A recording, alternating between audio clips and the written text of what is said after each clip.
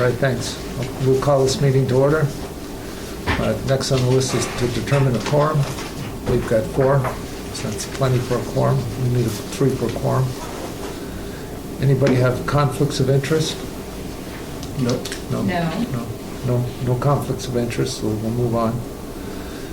Summarizing the nature of the variance. John Armstrong, P.E. Armstrong Engineering, Cynthia Carroll, owner.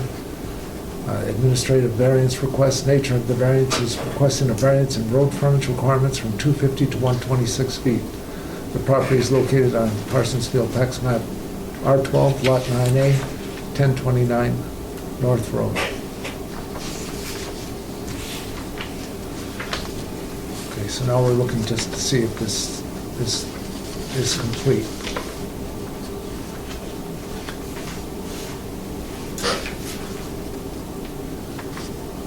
We just went over the nature of the variance.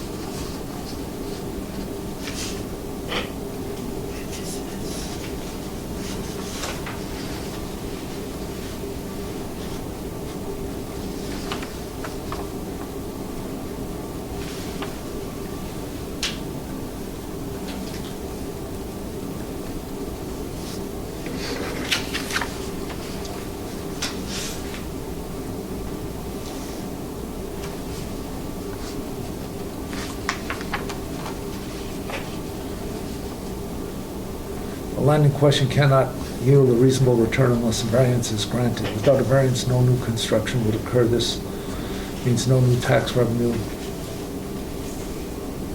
could be experienced for the town of Parsonsfield. I'm not so sure that qualifies.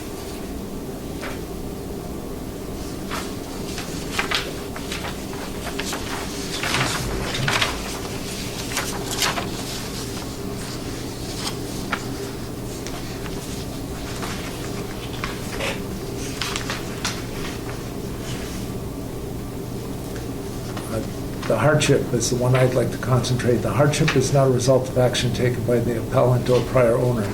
This hardship is not the result of any action of Jeff or Cynthia. Jeff Armstrong or Cynthia Carroll referred to the schematic for existing lot layout with existing structures. With this, I imagine you're Jeff Armstrong? Yes, I'm Jeff Armstrong. Jeff, on this, I was wondering, do you know when that lot was made? No, I do not know when that lot was made. I have a suspicion, if we had time to go back and look at the history on it, this lot at one time, I believe, this is my opinion, was basically a rectangle, and at some point a cemetery was granted in the corner of this lot. And that's, as far as I'm concerned, I mean, I love cemeteries, so that's not an issue for me. But it does take up approximately 180 feet of frontage, and of course, what remains is 126 feet for actual access to the 4 acres. So. Right. Is it built on previously? I noticed there's a barn on it. Well, currently, right now, there's a, if you just drive by, there's a barn that's within, I would say, 50 feet of the road. And then in the back of the property, there's a, what I call a carport. Well, there's a little shed there, so.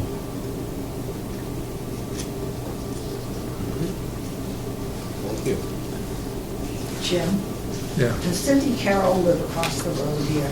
Yeah, she does. Okay, I know where this is now. Okay. Okay. That's on lot 9. Is that your lot? Lot 9? She's over here. Right now, that's, lot 9 is not my lot. It's, Okay. Well, that's is it Barry something? I can't remember. I should have that in my notes. Well, that's okay. No, that's okay. And how about on the other side of lot 9A? Lot, would that be Don? Dunn's got a big map. You came prepared, Don. Yeah. Lot 8. Do you own lot 8? There's a lot of 8 feet up. No, I don't know, Okay. I don't know, currently I don't know on anything in Parsons Field, Okay, all right? great. So you're saying you don't own this lot either? No, this lot is currently owned by Cynthia Carroll. Okay. Does Miss Carroll own lot 9 or lot 8? No, Okay. no. 8 is Philip Cole and Elcina Hayes out of Scarborough. And what was the other one? 9. 9 is Gerard Clifford Okay, great. and his Well, brother. neighbors. The other's 6 right across from it. Oh, I thought we were Okay, thinking of 8. excellent. 7 or 8. 7. Yeah. Where's 8?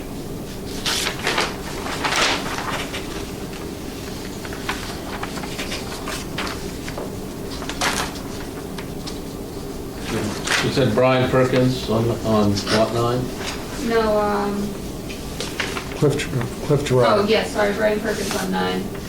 Brian Perkins on 9 and, Yeah. 9-1 is Gerard Clifford, sorry.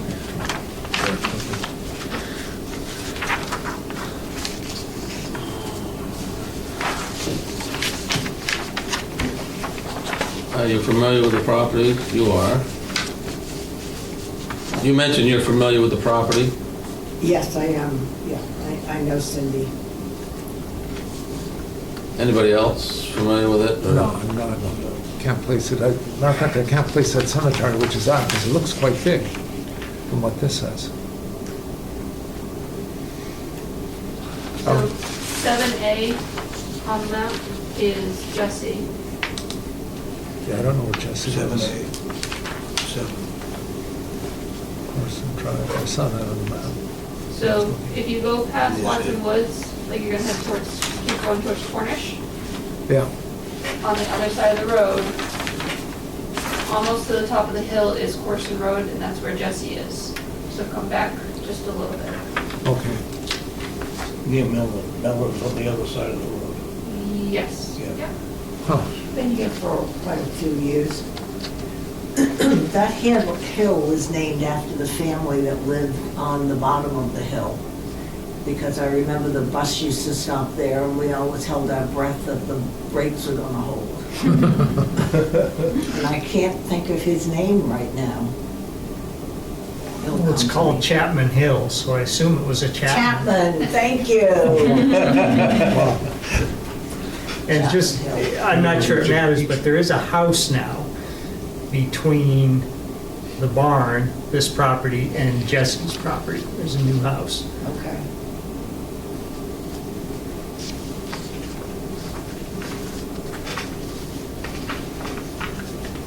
I think that's where it is. Pretty sure, yeah. Yeah.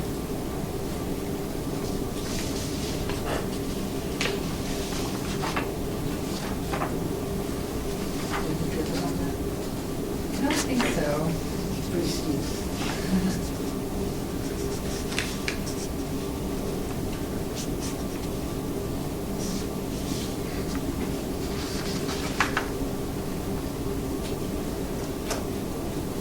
Well, one of the things is in buying the property that isn't compliant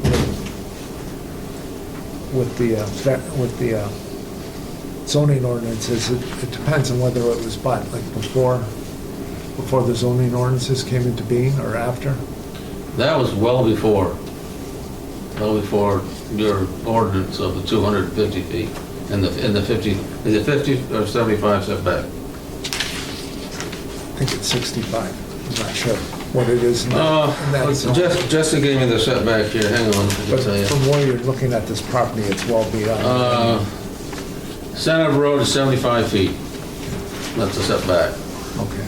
And that barn probably ends up around, I'm gonna guess, 55 to 65 from center road.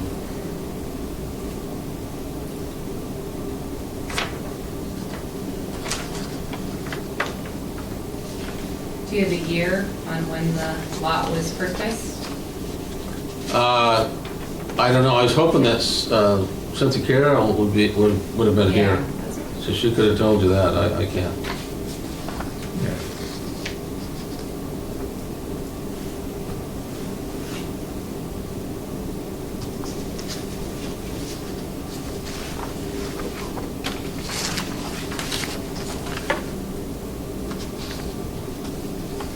I'm guessing that barn is probably 60 to 70 years old, Okay, Yeah, that's helpful. construction-wise. yeah. But, yeah, at the same time, that doesn't say if that was just, if that lot was created before, or when it was created, or who sold it. Well, if you go back in the deeds, it was referred to as the upper field. So it goes back quite a ways. Yeah. Yeah.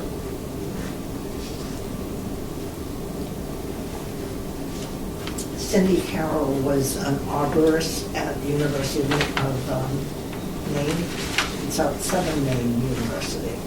And any leftovers that we had from the clothing barn, I would bring them and put them in that barn, and she would take them to Purple Street for me. Huh, wow.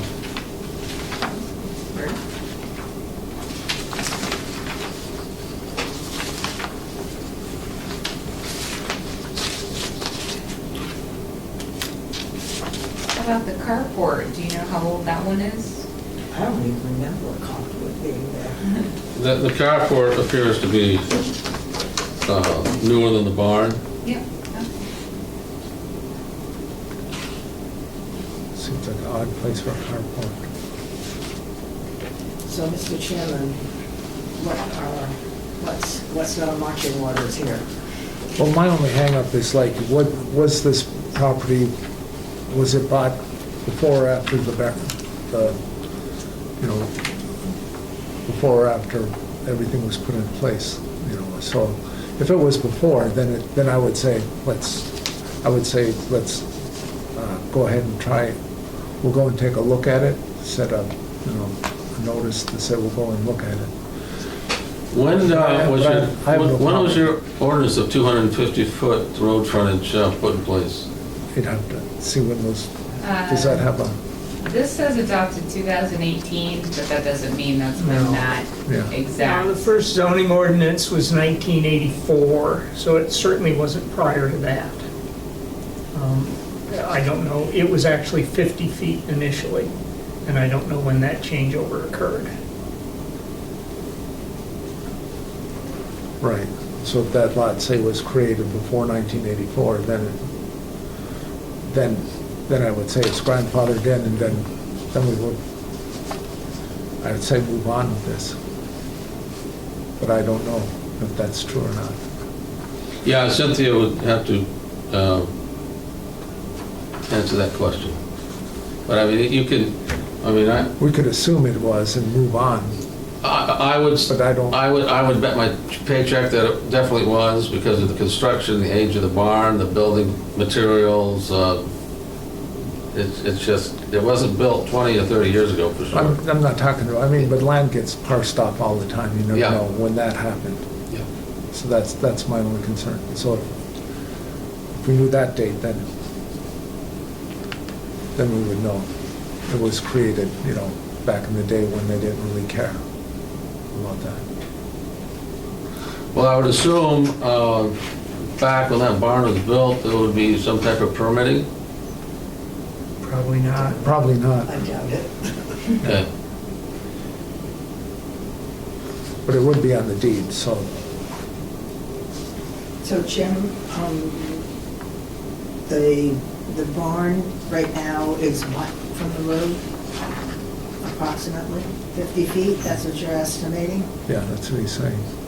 The what now? The barn, The barn. From the road is 50 feet-ish? From center of the road to the front of the barn, I'm guessing is between 55 and 65 feet. And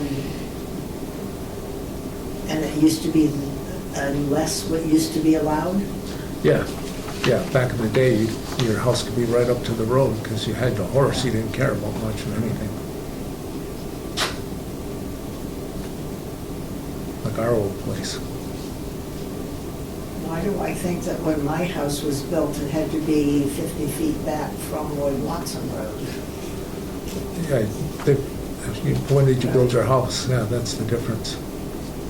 So that's what the crux of this whole thing Well, that is. would have been in 1996. Yeah, yeah, so they would have had ordinances at that point. So that's what I'm concerned about. But I guess we could assume, but can we get that information sometime? Yeah, I'll contact Cynthia Carroll and get that information. Right here, I have a document, Exhibit A, which was part of the deed, if you would like to have a copy of that. And it lists by 2, 3 previous owners, so. Does it have dates on it? It doesn't have a date. That's, you have to go back to the York County Register of Deeds. It has the book and the page number, so. That's your job to prove that. So when was the cemetery subdivided off this land? I do not know. So you need to provide that information because this lot is substandard, it doesn't meet the criteria. And if you want a hardship variance, if you want a variance, then we need to know this information.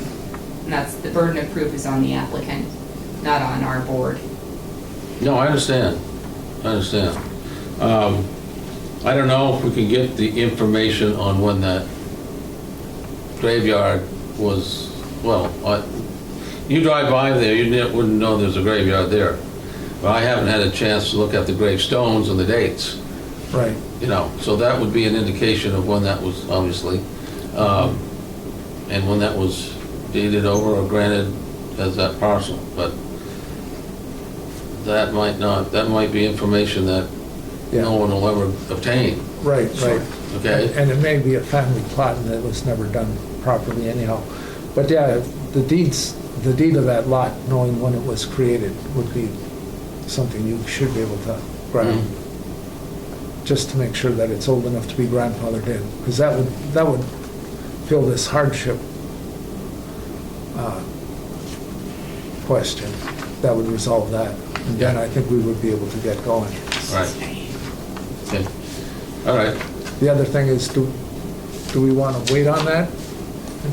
Or do we want to continue? Do you want to go survey the property, set up something for that, assuming that it is an old property, so we don't have to meet so many times? Sure.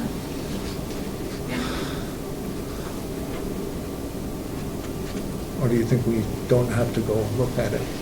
Would you like to look at it? Well, Get yeah, you go ahead. You said get an idea of the age split by looking at the cemetery stones. Okay. I mean, that would be our documentation. Yeah, that would work. I mean, we've got some of that stuff. Desiree, what do you think about setting up a public walkthrough for that area? Yeah.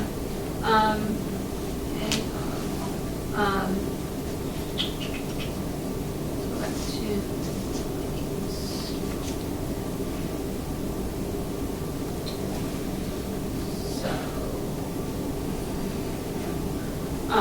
You guys good with Saturday still?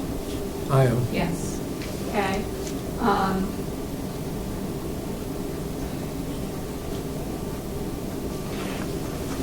So I guess, do you want to go down through the agenda and do reviewing it for completeness? And do you want to vote that it's incomplete, but that you're going to move forward Right, pending that information? right. When we go for the walkthrough, hopefully you'll have that information, and at that point, we could say it's complete, if it is in fact grandfathered. Okay. So if you guys want to make a motion on that, do you want to schedule your public hearing? And then from there, I can tell you when you should have your sidewalk. Sure. Okay. All right, so I make a motion that this is incomplete, and we're pending information on the deed coming from Mr. Armstrong here. And A second. second, Okay, all those in favor, say aye. Aye. All right, so it passes. So, looking at the dates that I originally sent you, so the dates that work for everybody, we're looking at the first or second week of February right now. So I have February 2nd and February 9th. Because we can't get an ad for next week, so. Okay, well, February 2nd works, I think. We'll move it along as quickly as we can. February 2nd is a Saturday? No, Yes. this is for your public hearing for, that's a Thursday night, so, Thursday. yeah. February 2nd. Yeah, for the public The hearing. applicant is responsible for notifying the abutters, correct? Technically I am, No, Yeah? board, technically I am. the board does it. They, when they submitted their application, they paid $150 escrow for us to advertise and send the butters notices. Okay. So February 2nd? Need a motion and a vote? What time? 6 still? 6 still work for everybody? 6 still works. So make a motion to have a public hearing on February 2nd. I'll second the motion. All in favor? All right. So, using February 2nd, would you like to do it the Saturday before, which is January 28th? That way everything's nice and fresh.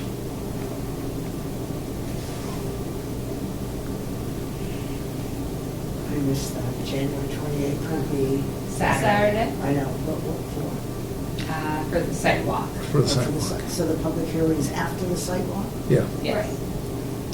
So it'll be advertised so everybody can go and, you know, if members of the public want to join you on the 28th, and then if there's any questions that arise, they're not supposed to ask them at the sidewalk, they should come to the public hearing the following week. Got it. So is that up to date? Yes, January 28th, Saturday. what time works for anybody? 10? 10? 10 works. Okay, well, I'll make a motion to hold a site walk on January 28th, Saturday at 10 a.m. I'll second. All in favor? Great, we'll see you all there.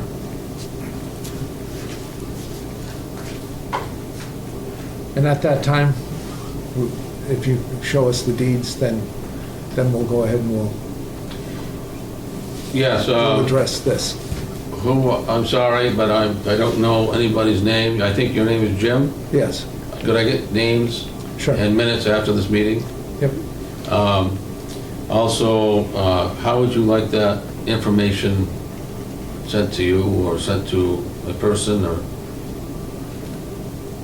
It'd be best if it goes to Desiree, I think, Yeah, if you because she'll send, distribute it.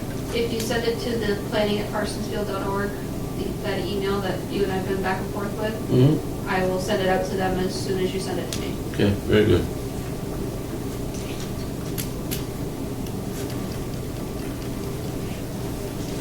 And I will also, when I get the abutters notices together and ready, I'll send you a copy so that you know what I sent out.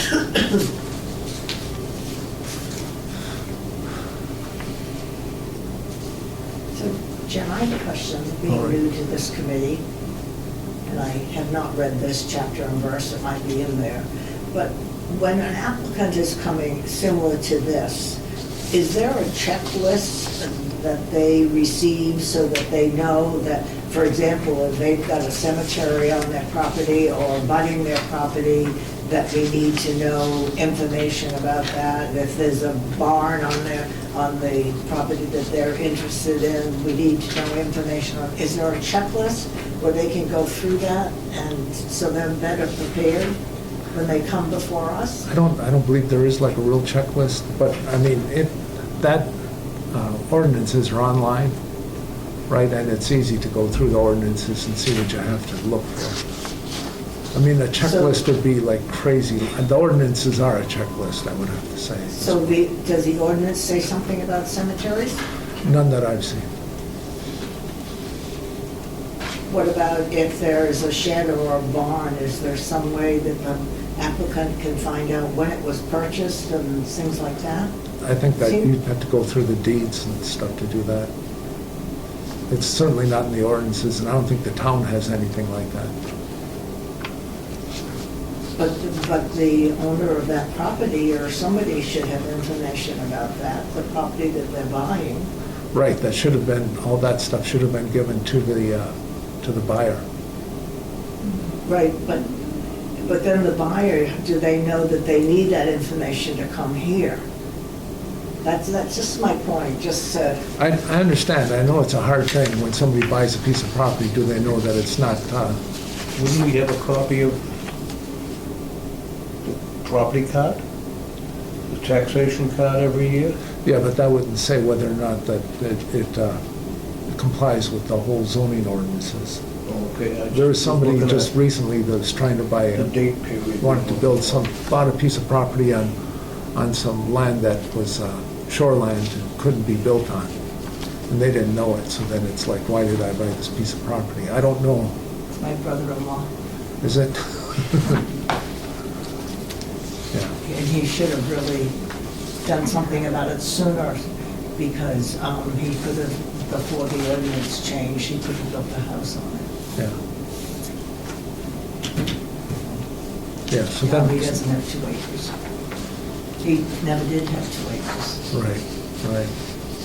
Yeah, so so that is a hard thing. I don't know where, who's really responsible for that. You know what I mean? Is it the buyer beware? Do you have to It's look? on the buyer, yeah. We deal with this all the time. Yeah, that's Um, right. Unfortunately, and yes, some people don't know about the rules, but unfortunately, it is up to the buyer to make sure that they understand the rules that apply to their property. Right, And we can do everything possible as officials to try to make sure that they do know those rules, but there's nothing we can do to guarantee they do know those rules. yeah, We can send out flyers or newsletters or information about it, but that does not mean that they will read it or actually see that information, or maybe the property gets turned over. So one of the rules that I'm familiar with that the Maine DEP has is that it's required that every permit in the shoreline zone granted goes on the deed, just like you're saying. So it's really the best yeah, we can do Yeah. for property owners so that they know when they do have property in the shoreline zone or in another zone that has stricter regulations or just has regulations in general, right, goes on the deed. right. Including real estate agents. Yeah, yeah, they're, But I'm buying this property, but I can't see the water. Well, you just cut down the trees, you'll be able to see it. right, right. Yeah, But I know we're not close to the water here. Right. Yeah, this So is, I know it's a different matter. It's just the It's different, but- pond. Yeah, right. They have got a nice pond, but that's okay. So, I don't know, I just It's just a think matter that of when. it would make our job easier if we had all this information in front of us. Somebody else was saying that it would be better if, or as nice, that if somebody, say this was sold knowing that it was an unbuildable lot, that person was somehow responsible, either to take the money back or to reimburse. You should know, make the seller responsible too, not just the buyer. And if the applicant is not going to be able to get all this information before the site walk, then the site walk's not going to be of any use. I think that this is just down in the records, you can go down and see this tomorrow. This Okay. isn't that hard. And the cemetery too? The cemetery I'm not concerned with, because if this is, the way cemeteries work around here, or the way they used to work, is there was a family farm, they would create a cemetery, and then they would just bury people, right? There's no deeded anything, they just put a bunch of rocks around, and that was a cemetery. So I'm not worried about when the cemetery was started, or what that was all about. I'm more concerned about when this land was split off. Gotcha. that makes sense. Because we got a bunch of cemeteries in this town, as you Yeah, know. that makes I sense. think 25 Trueworthy's buried 50 feet from my bedroom. Sylvia Peace's great-grandfather. That makes complete sense to me. Yeah, yeah. All right, Yeah, I agree with you, Jim. okay, great. All right, so it's the 29th and the... 28th? 29th and the 2nd. Wasn't it the 28th? 28th, Saturday, Saturday the 28th and Yeah, Thursday 28th, the 2nd. sorry, 28th and the 2nd. Right. So are we good here, all questions asked and answered? By the way, I'm Judy Ingram. Judy, good to meet you. My name's Dallin Hauser. I'm sorry, your first name? Dallin, D-A-L-Y-N, Hauser.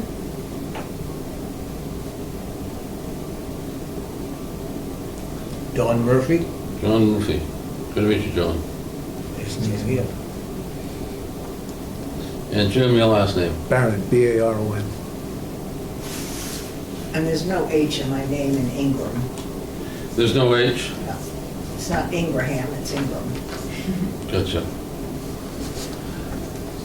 All right. So, as I understand it is, there's gonna be a January 28th, 10 o'clock a.m. walkthrough on the property. Right, I will be there present. And on February 2nd, there'll be a public hearing at 6 o'clock right here. right. And all this is going to be dependent on whether you get that deed to Dallin. Yeah, I'll have That's that. right. I'll have that by the first of next week. Okay. Okay? Yeah, that's not a big And deal. you're going to send it to Desiree, right? And she'll just send it? Yes, I will. Okay, good. Unless there's 5 feet of snow. Right, right. For the walkthrough, you mean? Yeah. I would say Snowshoe through. if there isn't snow, do you want him to better mark where the house is, like put up a stake or something on the property? Is that? Well, there is a for sale sign on it right now. Okay, And the barn, you can't miss the barn, okay. so, Okay, yeah, I think we'll be all right. yeah, I mean, the address, plug in your address to your phone and I'll go right to it. Rules. You mentioned the rules for buyers. You have that in a digital form that you can send me. I just am aware of this knowledge in general, that when you buy property, it's incumbent upon the buyer.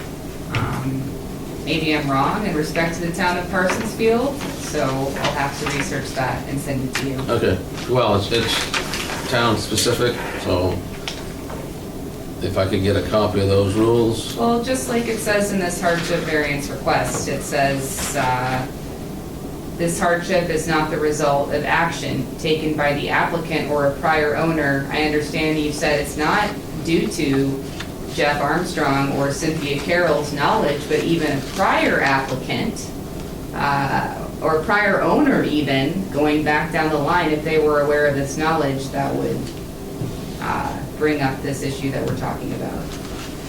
That it's incumbent upon the buyer to know the rules on their land. But I'm not sure if that's specifically in the town of Parsonsfield ordinance, but I'm happy to look at that. David should know. Right, We but don't have anything. If not, so it's not incumbent you upon the say, buyer. you mentioned it's, Okay. I'm not saying that, I'm saying we don't have any. We don't have Rule anything in that our says that. ordinance, but we're happy to look into the Maine Municipal Association and see if maybe they have something, because they might. when did permitting required by the town, when did that start for building construction? I would guess when the, 1984, Yeah, I according to believe it David. was when zoning went into place. I believe that was 84. I'm saying 84, but that doesn't sound right, but that's the time frame though. That's when permitting would have gone into place. Right. And does the town keep all those records? I believe it does, doesn't it? Theoretically. Yeah, Yeah. So, if you have no permit on that site, from the town's point of view, then it'd have to be built before that And went I'm into not sure effect. one could make that assumption. yeah, that's, yeah, I mean, That's a most, leap, excuse me, a leap of faith. yeah, Well, I mean, you just, you have to work with, what you've got to work with, so. Right. yeah. Yeah. Yeah. All right, very good. All right, so make a motion to adjourn? So moved. I'll All right. second. All in favor? Okay, great. Well, nice meeting everyone. Yes. Nice it's to meet you been, too. Thank you.